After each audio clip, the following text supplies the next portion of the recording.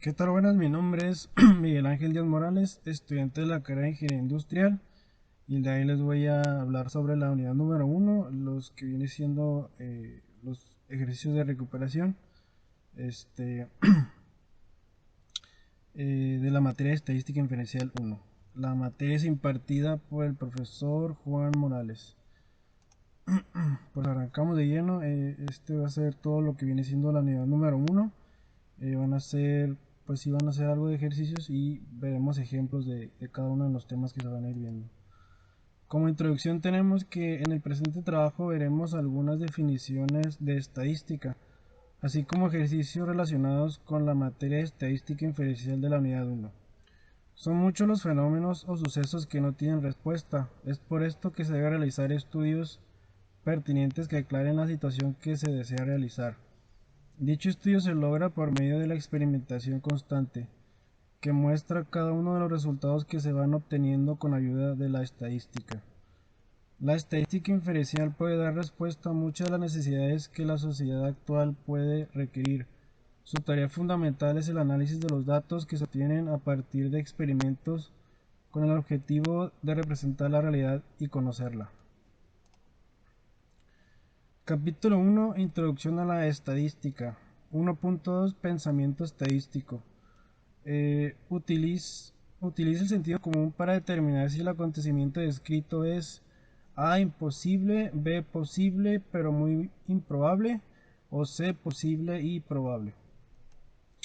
Tenemos aquí el ejercicio número 8 que dice multa por exceso de velocidad.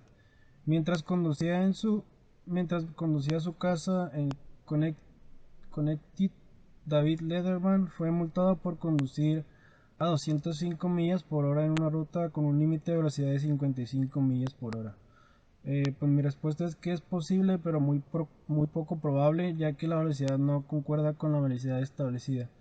Además, pues tendría que ser un auto pues muy rápido, tal vez algún deportivo, y además de que pues puede tener una multa por ir a exceso de velocidad, ¿no? Tener el control depende de muchos factores, por eso le puse que era posible, pero muy poco probable. Ejercicio número 9, semáforos. Mientras conducía por la ciudad, Mario Andretti se encontró con 3 semáforos consecutivos y todos estaban en verde. Mi respuesta es que es posible, pero también muy poco probable, ya que es raro ver semáforos sincronizados que agilicen el tránsito vehicular. Pues sí, en efecto es raro encontrar semáforos que consecutivamente te tocan en verde. Por eso puse que es posible, pero muy poco probable. Además que depende también pues del tráfico, ¿no? Si digamos que a lo mejor va en la mañana o muy tarde, cuando pues ya no hay muy poco flujo de tráfico, pues pudiera ser que a lo mejor le toquen pues verdes, pero si es en horas pico, pues será muy difícil que se tope con los 3 verdes. Ejercicio número 10, Día de Acción de Gracias. El año próximo, el Día de Acción de Gracias caerá el lunes. Pues yo aquí le puse que era imposible porque se celebra el cuarto jueves de cada mes, así ya está estipulado, entonces este sí es imposible. 1.3 Tipos de datos. Determine si el valor dado es un estadístico o un parámetro. Como definición tenemos que estadístico es una cantidad numérica calculada sobre una muestra que resume su información sobre algún aspecto, y un parámetro es una cantidad numérica calculada sobre una población y resume los valores que ésta toma según algún atributo. Ejercicio número 8. Dispositivos para cruzar las calles. En la ciudad de Nueva York hay 3.250 dispositivos para cruzar las calles. Los peatones tienen que presionar un botón de dichos dispositivos ubicados en las intersecciones de tránsito para controlar las luces del semáforo. Se descubrió que el 77% de los aparatos no funcionan según datos del artículo For Exercise in New York Futility Push Button de Michael Luo, New York Times. Pues mi respuesta es que este tipo de información, bueno, es un parámetro porque el estudio se basa en la ciudad de Nueva York. Como podemos ver, el parámetro es una cantidad numérica calculada sobre una población, y en este caso nos están dando los 3.250 dispositivos eh, totales de la ciudad de Nueva York. Tenemos la elección número 10, tabla periódica. El peso atómico promedio o de la media del peso atómico de todos los elementos de la tabla periódica es de 134.355 unidades de masa atómica unificada. Mi respuesta es que es un estadístico porque el análisis es en base a una muestra la cual es tomada por el promedio de los pesos. Los datos en el análisis de datos estadísticos son básicamente dos tipos, datos continuos y datos discretos. La información continua es la que no puede ser contada, por ejemplo la intensidad de la luz puede medirse pero no puede contarse. Pues esto quiere decir que no hay forma exacta de medir la intensidad, podemos darnos una ligera eh, una ligera noción de la intensidad, pero no hay forma de cómo medirla. Y nos dice que la información discreta es aquella que puede ser contada. Por ejemplo, se puede contar el número de bombillas. En este caso podríamos determinar que la intensidad es en base al número de bombillas. Digamos que 5 bombillas pudieran dar cierta intensidad y uno esperaría que 10 bombillas dieran el doble de esa misma intensidad. Determine si el valor proporcionado proviene de un conjunto de datos discretos o continuos. Ejercicio número 18, presión sanguínea. Se elige a una mujer al azar y cuando se mide su presión sanguínea se obtiene una presión sistólica de 61 milímetros de mercurio. Yo puse que los datos son continuos, ya que los datos continuos numéricos resultan de un número infinito de posibles valores que corresponden a una escala continua que cubre un rango de valores sin huecos, interrupciones o saltos. Bueno, esa sería mi respuesta. Para mí son datos continuos, porque pues no puede ser contada de una forma muy veraz. 1.4 Pensamiento crítico. Utiliza el pensamiento crítico para elaborar una conclusión alternativa o correcta. Por ejemplo, considere un informe de los medios de comunicación masiva de que los automóviles BMW causan que las personas estén más saludables. Veamos una conclusión alternativa. Los conductores de automóviles BMW tienden a ser más adinerados que otros adultos y una mayor riqueza está relacionada con un mejor estado de salud. Bueno, esto es una teoría y en cierta forma pues sí podría ser que sí, ya que si tienes dinero para comprar un BMW, pues por lógica tendrías que tener dinero o preocuparte por tu salud, ¿no? Ejercicio número 3, correlación y causalidad. Con el uso de datos del FBI de la Oficina de Alcohol, Tabaco y Armas de Fuego, Bureau of Alcohol, Tobacco and Firearms, métodos estadísticos demostraron que para los diferentes estados de Estados Unidos existe una correlación o asociación entre el número de armas automáticas registradas y la tasa de homicidios. Podemos concluir que un incremento en el número de armas automáticas registradas causa un aumento de la tasa de homicidios. ¿Podríamos reducir la tasa de homicidios disminuyendo el número de armas automáticas? Yo puse que no, porque una correlación entre estas dos variables no existe. Dos variables no implica que una sea causa de la otra. No es necesario el uso de armas para cometer un homicidio. Como bien sabemos, en la mente de los homicidas no necesariamente siempre tiene que haber un arma. Puede ser un arma blanca también, puede ser un cuchillo, puede ser una navaja, puede ser un bat, puede ser inclusive sus propias manos. Entonces, para mí no hay una correlación directa. El hecho de que alguien quiera asesinar a alguien, independientemente tenga pistola o no, pues lo va a hacer, ¿no? En la mente de ellos, pues no es necesario tener un arma. Utiliza el pensamiento crítico para indicar lo que se pide, dice. Ejercicio número 8, prueba sesgada. En el caso judicial Estados Unidos contra la ciudad de Chicago, un grupo minoritario falló en el examen para ocupar el cargo de capitán de bomberos en una tasa mucho más alta que el grupo mayoritario. Conclusión: el examen está sesgado y provoca que los miembros del grupo minoritario tengan una tasa de falla mucho más elevada. Para mí se determina como conclusión alterna, ya que los datos proporcionados no fueron los correctos, y para afirmar la idea de que la idea sería un tanto contradictoria para afirmar que el examen se realizó de manera adecuada. Para mí, pues obviamente el examen, independientemente si sea un grupo más chico o un grupo más grande, pues viene siendo el mismo, y la veracidad de los resultados pues obviamente depende de quien aplicó el examen. Entonces pues para mí aplica de la forma igual, y por eso sería una conclusión alterna. Ejercicio número 15: cascos para motociclistas. El Senado del estado de Hawái celebró una audiencia para considerar una ley que obliga a los motociclistas a usar cascos. Algunos motociclistas testificaron que habían participado en choques donde los cascos resultaron inútiles. ¿Qué grupo importante no fue capaz de testificar? Véase A Selection of Selection Anomalies de Weiner, Palmer y Bradley Chains, Volume 11, Number 2. Yo considero que el grupo más importante en testificar son los usuarios, en este caso los motociclistas que fallecieron. Para mí creo que ellos deberían de ser los que su opinión debería tener mucho peso en este tipo eh, de acciones para considerar esta ley.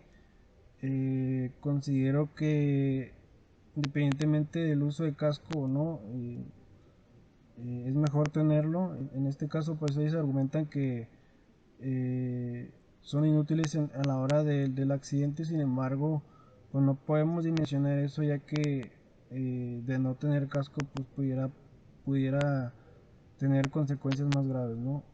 En este caso pues obviamente está en juego la vida, pero también hay que estar conscientes que los que están vivos pues también pudieron haber tenido algún trauma o alguna consecuencia secundaria a partir de un accidente.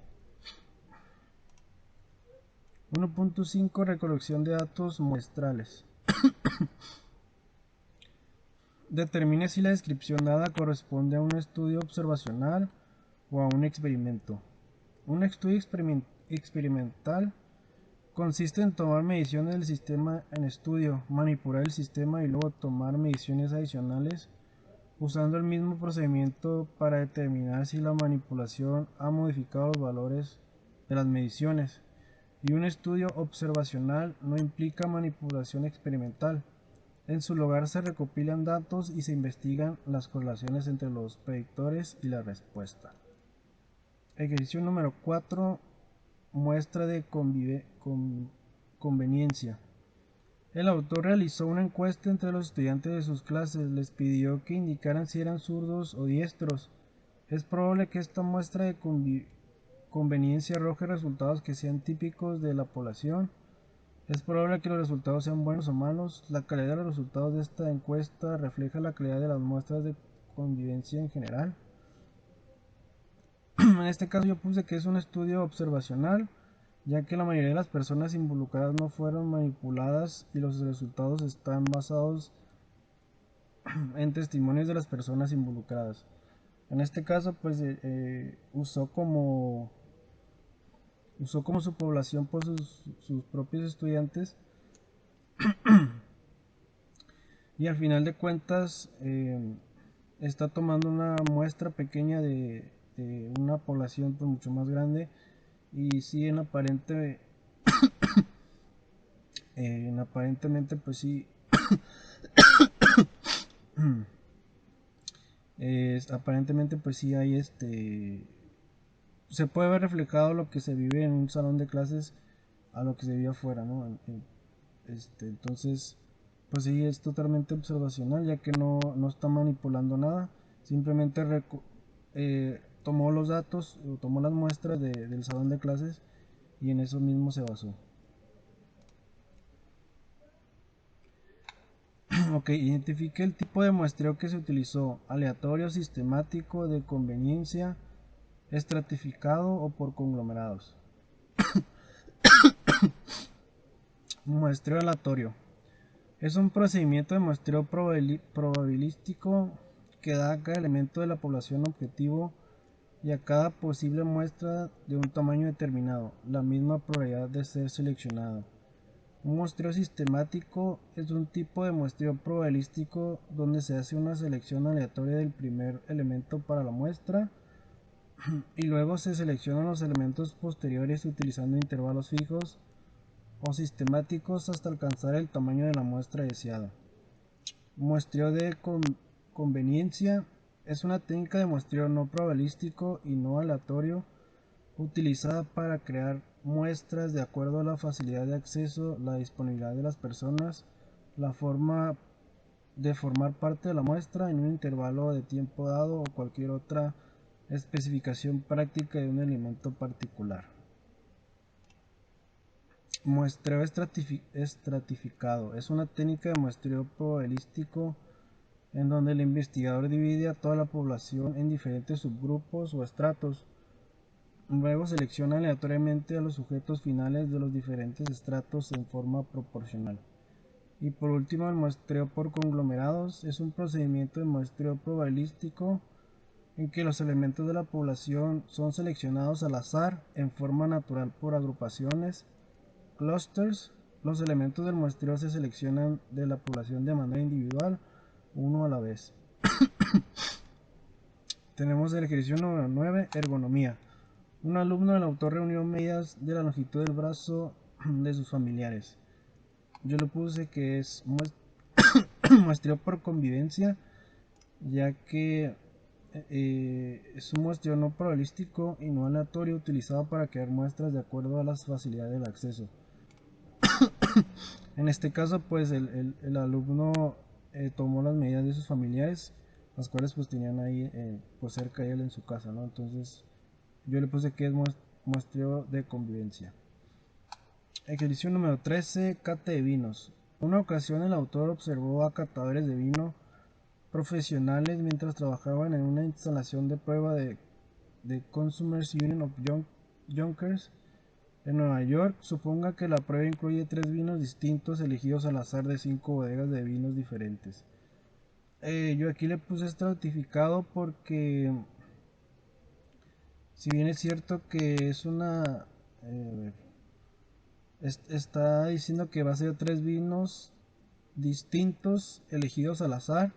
Nos dice que es al azar, sin embargo nos dice que va a ser 5 bodegas diferentes. Entonces ya los está seccionando, por así decirlo, en estratos de cada bodega. Entonces yo le puse que por eso era muestreo estratificado. Ejercicio número 26, muestreo de estudiantes. Un salón de clases alberga 36 estudiantes sentados en 6 filas diferentes, con 6 estudiantes en cada fila. El profesor arroja un dado para elegir una fila y luego lo arroja nuevamente para elegir un estudiante específico de la fila. El proceso se repite hasta completar una muestra de 6 estudiantes. Este plan de muestreo da como resultado una muestra aleatoria simple. Explique. Yo puse que no es una muestra aleatoria ni una muestra aleatoria simple, ya que existe una posibilidad para ambos y observamos que existe un factor de restricción para la selección de la muestra. De esta manera todos los alumnos tienen la misma posibilidad de cada fila, cada 6 son los que tiran el dado con las mismas posibilidades. Pues sí, para mí tienen las mismas posibilidades, ya que pues es un dado y es un dado al azar y puede caer cualquier número del dado y puede ser seleccionado cualquier fila y cualquier persona de la fila que esté sentado pues en el salón de clases. Y pues obviamente el dado puede caer, no hay forma de manipularlo, es totalmente aleatorio. Bueno, vamos al capítulo 2, resumen y gráfica de datos, distribución de frecuencias. Una distribución de frecuencias o tabla de frecuencias indica cómo un conjunto de datos se divide en varias categorías o clases. Al listar todas las categorías junto con el número de valores de los datos que hay en cada una. Otras definiciones importantes son las siguientes. Los límites inferiores de clase son las cifras más pequeñas que pueden pertenecer a las diferentes clases, o sea, los rangos más bajos. Los límites superiores de clase son las cifras más grandes que pueden pertenecer a diferentes clases. En este caso, pues los rangos o los valores más altos. Las fronteras de clase son las cifras que se utilizan para separar las clases, pero sin los espacios creados por los límites de clase. Las marcas de clase son los puntos medios de las clases, y la anchura de clase es la diferencia entre los límites inferiores de clase consecutivos o dos fronteras inferiores de clase consecutivas en una distribución de frecuencias.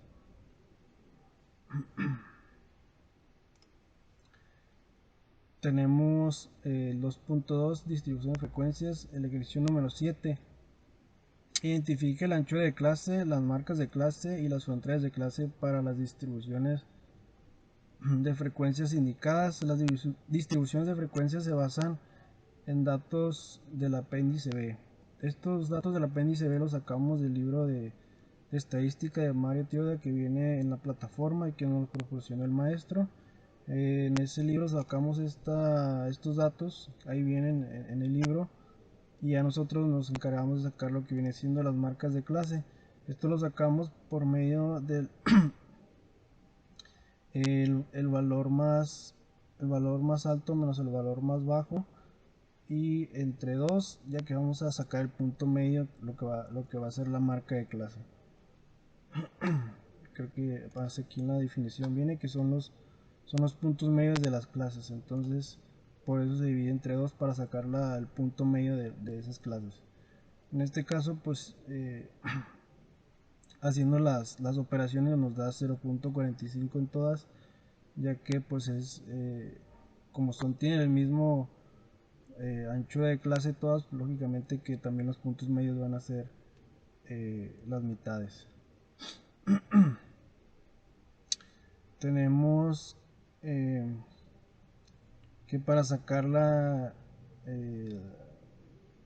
anchura de la clase sería igual valor más alto menos el valor más bajo. En este caso será 4.99 menos 0 dividido entre el número de clases, que son, en este caso son 5, nos da un 0.098, que eso pues es igual a 1, ¿no?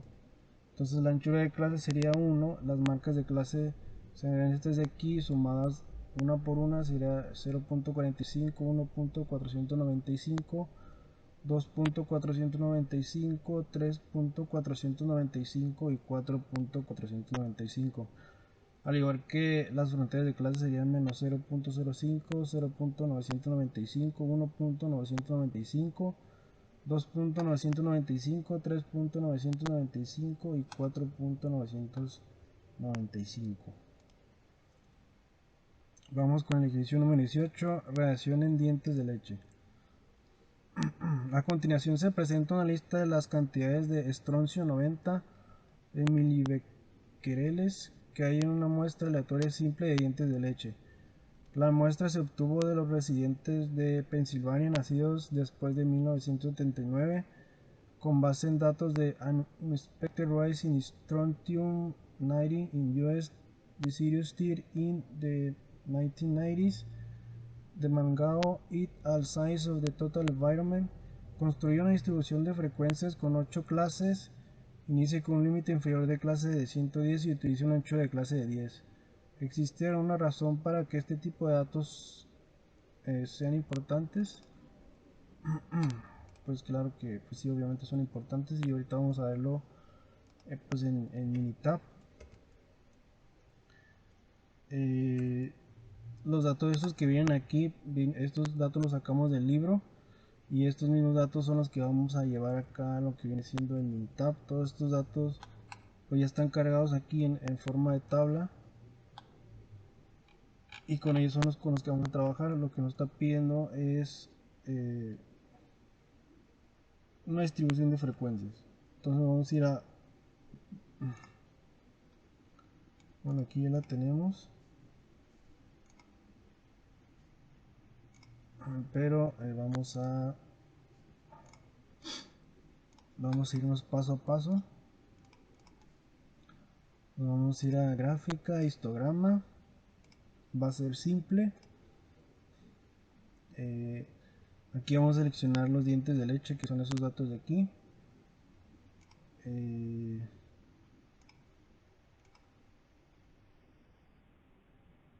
Vamos a, todo esto se queda igual en escala. Le vamos a dar frecuencia porque queremos ver cuántas veces se repite, y todo lo demás se queda igual. Entonces en este caso nos está pidiendo de 8 clases. Entonces vamos a editar esta barra. Aquí pues obviamente el programa nos da por default esa barra, pero aquí en el planteamiento del programa nos está pidiendo que sea de 8, por eso le vamos a cambiar aquí a 8, ¿no? Y ya nos quedaría así. Y vamos a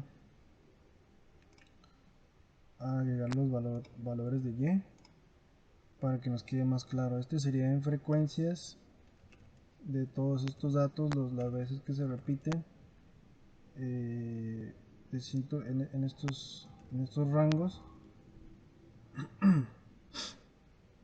de 110 a 120, de 120 a 130, 130 a 140, de 10 en 10 como nos pide el ejercicio. Y ahora lo vamos a hacer en porcentaje para que nos quede igual de manera visual. Este lo vamos a poner aquí en porcentaje, le vamos a dar a aceptar y aceptar. Igual vamos a editarla para que nos quede en 8. Aquí vamos a poner 8. Y vamos a igual a agregar los datos de la etiqueta del valor de Y. Y aquí sería, vamos a hacerlo más grande.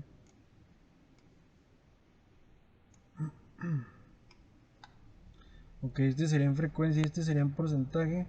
Como podrán observar, pues es la misma gráfica, es exactamente igual, nada más que los datos que nos muestran en este caso pues es puro porcentaje, y en este caso pues es la frecuencia en la que se repiten los datos. Entonces esta sería la forma de cómo representarlo gráficamente, y para que nos quede de manera visual.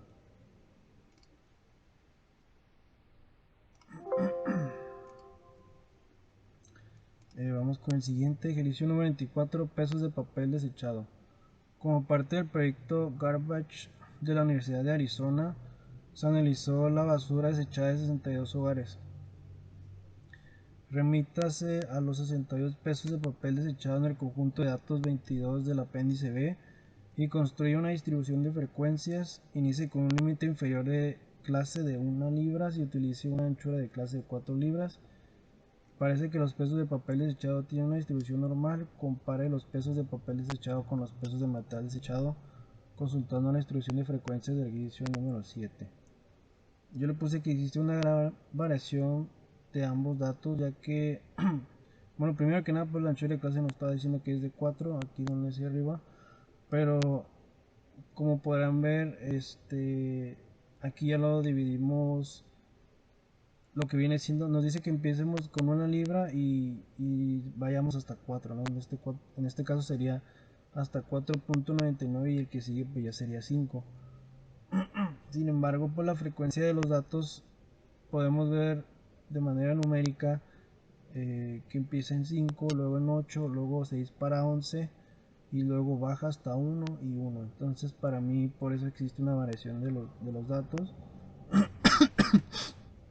ya que no se puede no hay como que una secuencia, y por eso puse que hay una variación.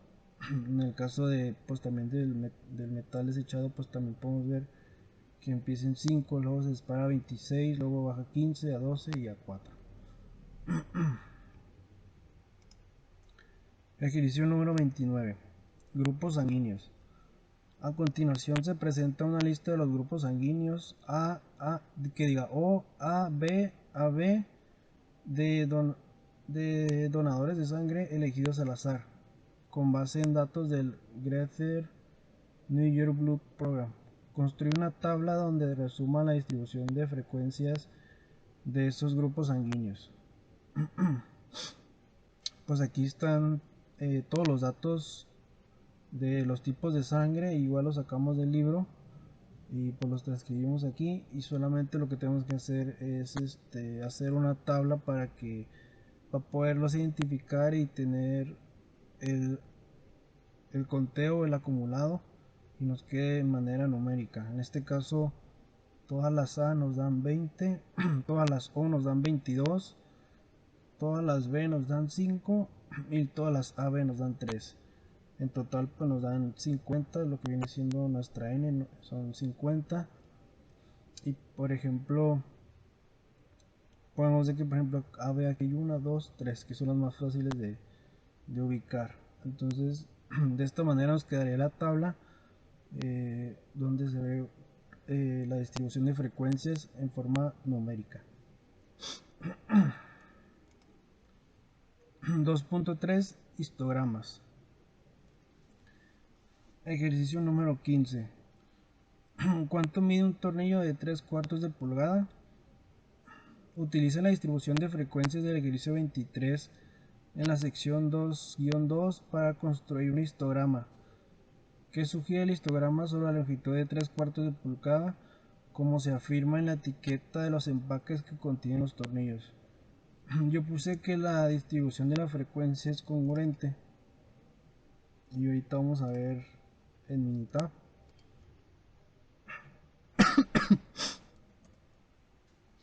Aquí en el libro nos viene esta tabla en la cual nos da los rangos y nos da la frecuencia de cada uno de ellos, y nos viene una tabla por default, pero nosotros vamos a hacer otra aquí en Minitab, que viene a ser esta. Y para hacerlo pues vamos a ir a gráfica, histograma, le vamos a dar con ajuste, longitud de tornillos, pues ya son estos datos, pues los cargamos de aquí de esta tabla, simplemente los pasamos y todo lo demás se queda igual, le vamos a dar a aceptar. Y esto vendría siendo la distribución de frecuencias, y podemos ver que es congruente, ya que si nos fijamos bien 3/4 de pulgada vendría a ser lo que viene siendo 0.75, que vendría a ser este rango de aquí. Y como podemos ver, pues la mayoría o el valor más, la frecuencia más alta cae en este rango. De ahí pues vendría a ser lo que viene siendo la desviación. En este caso la media es 0.7468, lo que pues casi viene siendo lo que es el 0.75, lo que son los 3/4 de pulgada dentro de la media, lo cual quiere decir que pues sí hay congruencia, y el grueso de los datos pues cae en esta parte en medio, y únicamente son milésimas los que pues no están dentro de, pero pues para eso nos sirve la desviación, que es de 0.01232 y con un número de datos de 50. Entonces para mí por la distribución de frecuencias pues es congruente, porque pues la media casi nos da lo que viene siendo los 3/4 de pulgada. Son milésimas lo que está cerca para que nos dé los 3/4 de pulgada. Ejercicio número 16, pesos de papel desechado.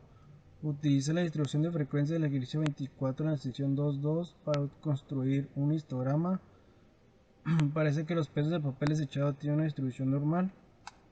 Este ya venía en el ejemplo de arriba y ahora lo vamos a hacer, pero ahora con Minitab, para que nos quede de manera visual. Anteriormente en el ejercicio simplemente nos hacía una pregunta, pero ahora nos está pidiendo pues un histograma. Entonces pues igual los datos los vamos a cargar aquí en la tabla y vamos a ir a gráfica, a histograma, con ajuste, seleccionamos esta columna y le vamos a dar a aceptar.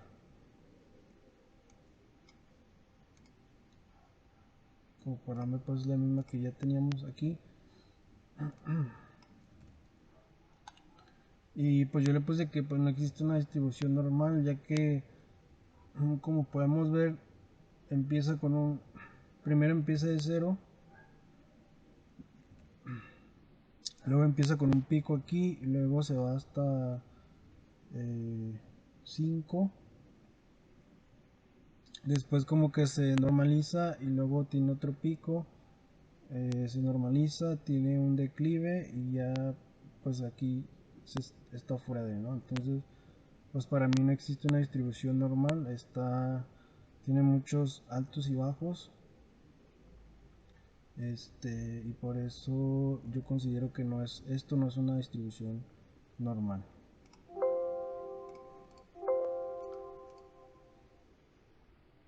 Ok, vámonos con el siguiente ejercicio, que es el ejercicio 17. Puntuaciones que otorga FICO. Utilice la distribución de frecuencias del ejercicio 25 en la sección 2.2 para construir un histograma. 25 puntuaciones que otorga FICO remites al conjunto de datos 24 del apéndice B, donde encontrará las calificaciones de crédito que asigne la empresa FICO.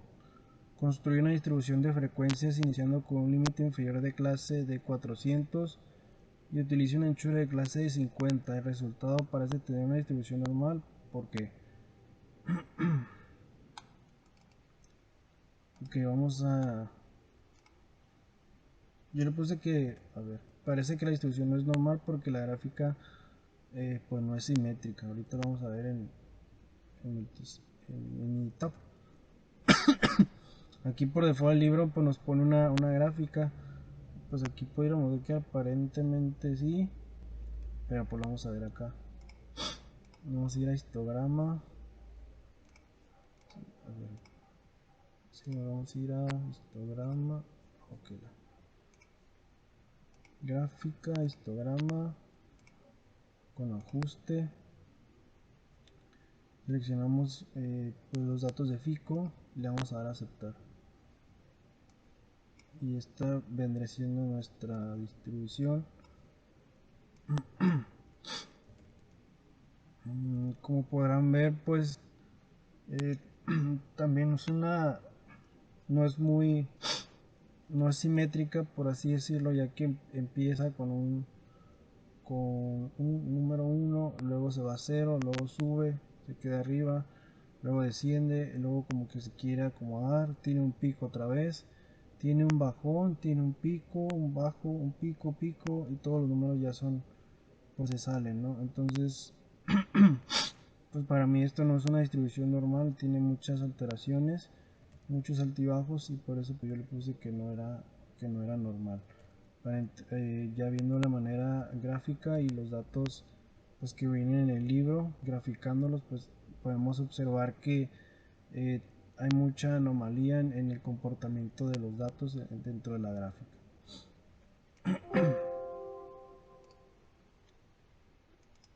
Ok, luego 2.4, gráficas estadísticas. Ejercicio número 5, gráfica de puntos. Construir una gráfica de puntos de las cantidades de estroncio 90 que sugiere la gráfica de puntos acerca de la distribución de esas cantidades. Ok, vamos a mi tab aquí tenemos los datos, igual los sacamos del libro, y estos mismos datos pues los vamos a pasar a lo que viene siendo nuestro Minitab ya cargados aquí. Yo, yo puse que la gráfica de puntos sugiere que las cantidades tienen una distribución aproximadamente normal y se distribuyen alrededor de 150 milibecquereles. Aquí igual en el libro nos venía esta gráfica de puntos y nosotros lo vamos a hacer en Minitab. Para eso nos vamos a ir a gráfica, gráfica de dispersión, y le vamos a dar simple. A ver, no, permítanme.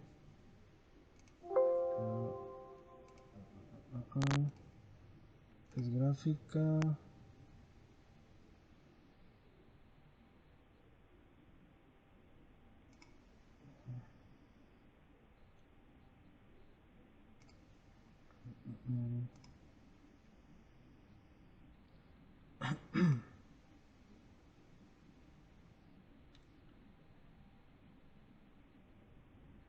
Eh,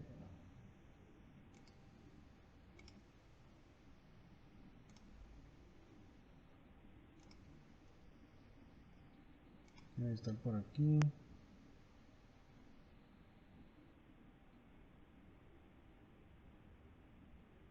Aquí está gráfica de puntos. Va a ser simple. Los datos va a ser Stroncio 90. Bueno, los datos que tenemos aquí en Stroncio 90. Y le vamos a dar a aceptar. Aquí está. Me estaba metiendo en una gráfica que no era. Como podemos ver, como dije yo, la mayor se concentra aquí en 150.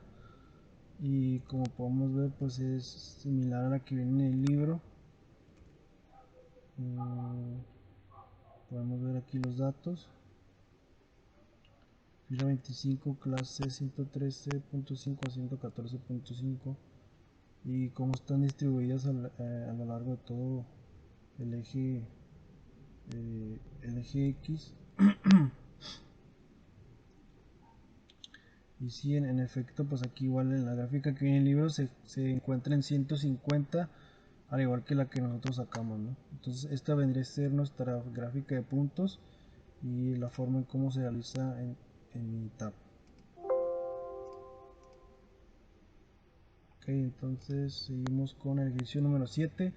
Polígono de frecuencias. Construye un polígono de frecuencias para las cantidades de estroncio 90 en el eje horizontal. Use los valores de marca de clase de los intervalos de clase de la distribución de frecuencias incluidas en el ejercicio 18 de la sección 2-2. Ok, entonces igual vamos a Minitab.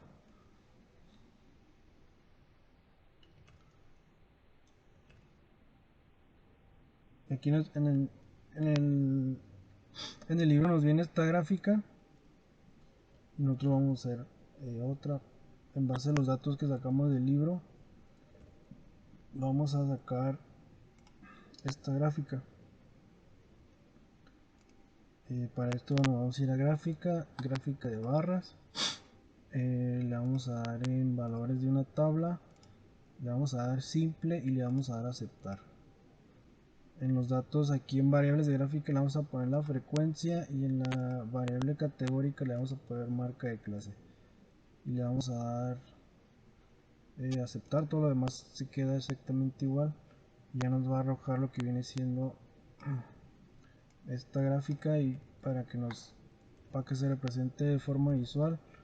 Aquí pues por ejemplo nosotros lo hicimos en forma de barras. Y referente a las marcas de clase, pues son estas de aquí, son las mismas que vienen aquí abajo: 114.5, 124.5, 134.5, 144.5, 155.5, 164.5, 174.5 y 184.5. Son las mismas que se encuentran aquí y son las mismas que vienen son las que nos venían en el libro.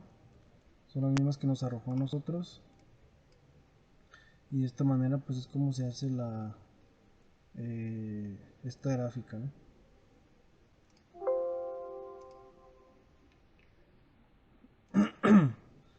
Dice ejercicio número 13, gráfica de Pareto para matrículas de licenciatura. En la tabla 2-9, basada en los datos del US National Center of Education Statistics, se muestra la distribución de matrículas de estudiantes de licenciatura. Construya una gráfica de Pareto con los datos de esta tabla. Ok, entonces nos vamos a ir a mi tab, vamos a cargar lo que viene siendo estos datos de aquí, lo cual nos dice la universidad pública 2 años tiene una frecuencia relativa de 36.8, pública de 4 años 40%, privada de 2 años 1.6% y privada de 4 años nos da 21.9. Estos datos igual los vamos a cargar aquí en 3 columnas y vamos a ir a nos debe arrojar esta tabla. Nos vamos a ir a estadísticas, herramientas de calidad y diagrama de Pareto. En lo que viene siendo de efectos o datos de atributos, le vamos a poner lo que viene siendo el año, de los años que vienen aquí, y en frecuencia le vamos a poner pues la frecuencia relativa de cada uno, pública o privada. y en combinar el efecto restante le vamos a poner 95, es el 95% de la certeza que tenemos de esta gráfica. Entonces nos va a quedar esta gráfica en la cual podemos observar que aquí nos ve representado de un lado la universidad de 4 años y en otro lado la de 2 años, con una frecuencia relativa de 61.9 en la de 4 y de 38.4 en la de 2. Por si nos damos cuenta, si sumamos lo que viene siendo 4 años, que vendría siendo esta 40 y esta de 21.9, nos da los 61.9. 40 más 21.9 nos da los 61.9, al igual que 36.8 y 1.6 nos da los 38.4. entonces aquí podemos ver la línea acumulada, que es 61.9 sobre 100.03. entonces de esta forma es como hacemos nuestro diagrama de Pareto en base al problema planteado aquí de las universidades.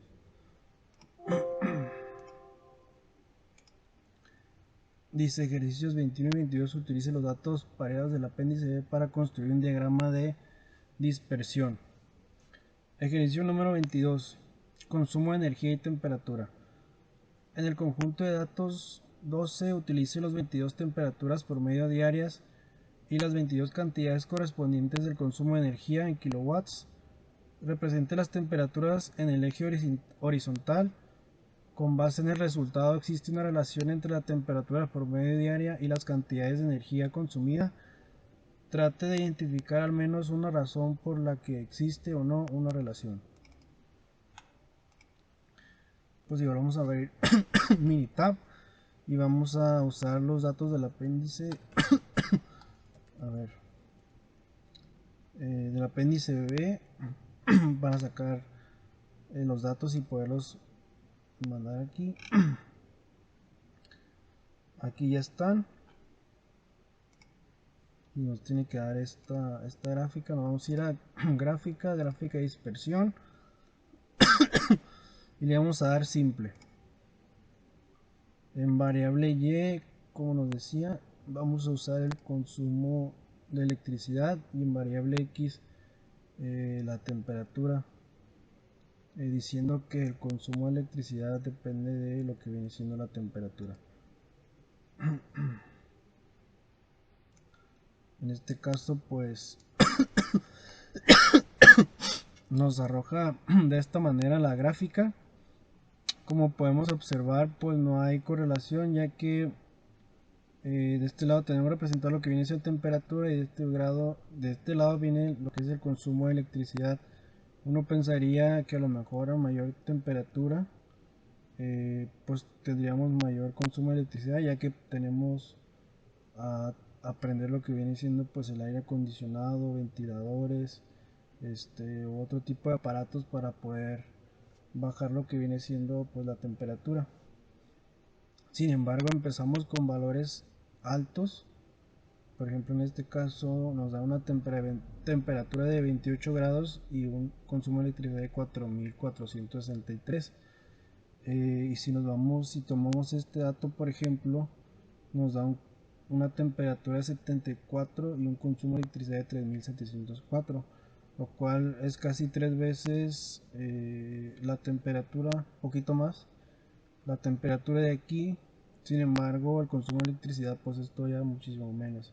Entonces, lo cual nos quiere decir que pues no hay una correlación y por eso los datos están así todos atípicos y no tienen un orden ni negativo ni positivo que pudiera ser así, ni negativo que sería descendente. Entonces, pues no existe no existe una relación entre la temperatura y la electricidad. Dice gráficas inadecuadas. Respondo a las preguntas acerca de las gráficas. Dice ejercicio número 3. La ética en la estadística. Suponga que como reportero de un periódico usted debe graficar datos que muestren que un alto nivel de tabaquismo causa un mayor riesgo de cáncer pulmonar, puesto que se podría ayudar a la gente y salvar vidas al crear una gráfica que exagere el riesgo del cáncer pulmonar. ¿Sería ético construir una gráfica de este tipo? Pues yo puse que no, porque la gráfica debe crear de forma que sea justa y objetiva, contener información verídica la cual pueda garantizar a la sociedad como lectores que se basan en fuentes confiables y veraces para tener credibilidad. Esto obviamente porque pues uno cree, uno tiene esa credibilidad en los medios de comunicación y pienso yo que el graficar o el modificar a conveniencia ciertos datos que de entrada pues a lo mejor pudiera ser una buena que es bien intencionado, pues porque al final de cuentas lo que ellos están proponiendo es concientizar a la población de que el cáncer pulmonar pues obviamente pues sí es un problema. Sin embargo, creo que el fin para hacerlo, en este caso modificando o manipulando lo que viene siendo los datos, creo que pues no sería ético.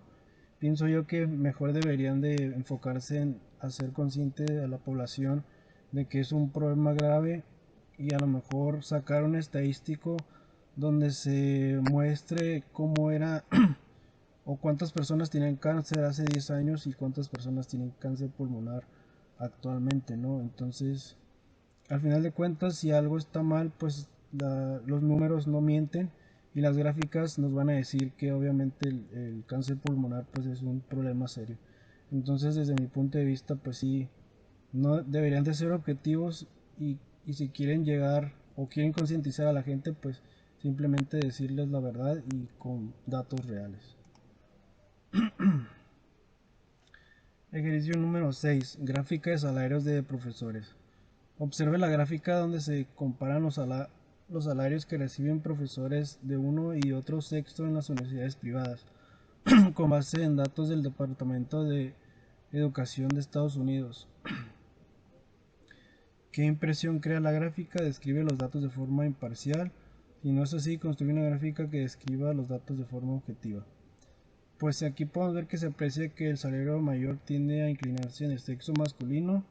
De esta manera se ve con claridad la proporción de los datos, pues sí, de los datos mostrados. Esta gráfica viene en el libro. Como podemos apreciar, pues las mujeres están en el salario más o menos por 58.000 más o menos, y el de los hombres está pues como por 71.000, lo cual pues aquí en la gráfica podemos ver que sí, obviamente el de los hombres pues es muchísimo más elevado.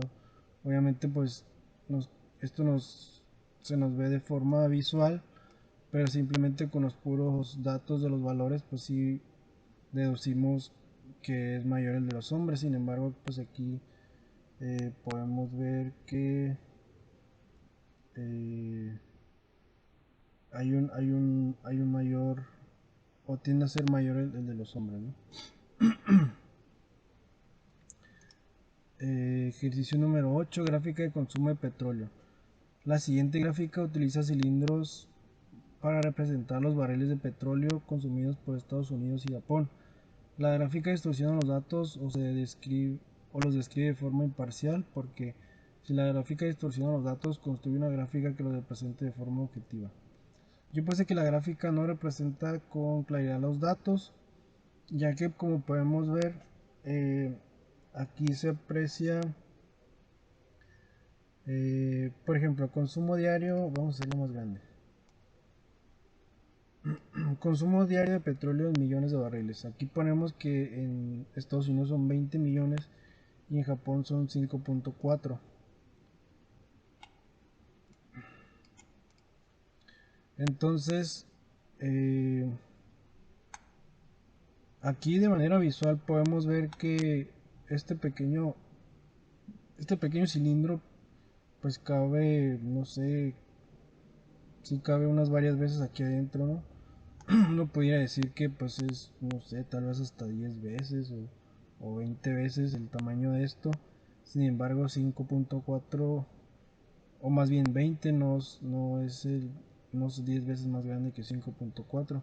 Entonces aquí de manera visual sí se mira un poco más eh, exagerado, ¿no? La proporción de Estados Unidos contra la de Japón. Entonces por eso yo mejor hice una gráfica pues de barras. Aquí podemos ver, ponemos con exactitud lo que viene siendo los 5.4 en lo que viene siendo Japón y los 20 que viene siendo Estados Unidos, y aquí sí ya nos da que, como dice aquí, es 3.7 veces más grande.